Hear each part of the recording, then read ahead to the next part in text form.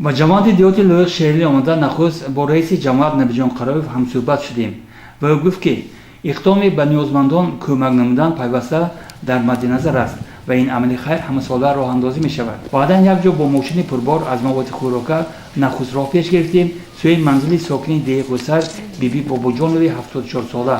او عرض سپاس خود را به تشبسکاران این اقدام نیک که امروز اهل عائله و معیوب گروه یک بیمار بستری زیبنیسو شریف و را عیادت نمودن چنین بیان داشت. خداوند کل بنده مومن در کجای باشد ساغ رفت سلامت نون یافتگیش بشر نیا خود هزاران رحمت کلاش شما. سلامت ایگم و 76 ساله که 22 سال این جانب نابیناست عالم آدم را با چشم دل دیده اون روز هم با امر همین دل دست دعا برداشت.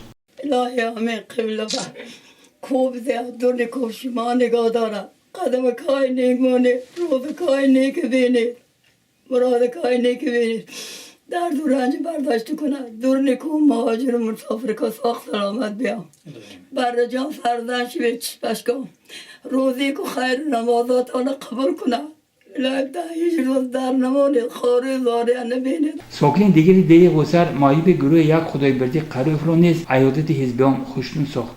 اکوی خدای بردی رو افتاده نشوید البته خداوند درد داد با خداوند شفاشم میتید البته. این 33 سال خوراک اقسام نکن. من روزه خوی بینید چخیر. نبینید چخیر. خونی که به یه استاده نمیتون.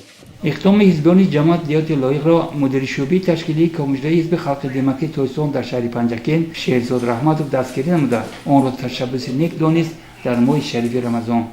امروزها در اساس دستور سپارش‌های پرزیدنت جمهوری تاجیکستان رئیس معظم حزب خلقی دموکراسی تاجیکستان درام امامعلی رحمان در ماه شریف رمضان ما کمیته اجرایی حزب خلقی دموکراسی تاجیکستان تصمیم گرفته است که اعضایان فعالان جانبداران حزب خلقی دموکراسی تاجیکستان را برای کارهای خیر و ثواب جلب نماید و امروز با تشبث رئیس تشکیلات ابتدایی حزبی جماعت دیهات لایق شیرعلی محترم قریف نبیجان با 45 نفر اویله‌های کمبیزاعت خواجگی‌های کمبیزاعت اویله‌های کمبیزاعت یتیمان بیماران کمبیزاعتان عیادت و مواد خوراک رسانیده شد. از دیگر سایه‌کاران و دیگر فعالان اعضایان حزب وکیلان دعوت به عمل می‌آوریم که این کارهای خیر و ثواب را در این روزها ادامه دهند.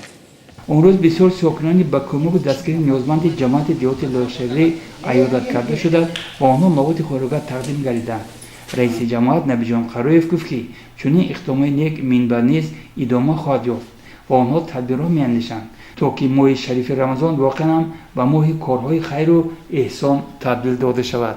در اساس سپارش اساسگزار صلح و وحدت ملی پیشوای معظم ملت پرزیدنت جمهوری تاجیکستان رئیس معظم حزب محترم امامعلی رحمان ما اقدام گرفتیم که در ماه شریف رمضان با اویله‌های کمبیزاعت بی‌پرستاران کمک خود را رسانیم. من امروز با 40 نفر اویله‌های کمبیزاعت با خوراک یک خلطه آرد مکرون یک وکلشکر روغن کمک کردیم. من بعد کوشش می نماییم که با اویله‌های کمبیزاعت کمک نماییم.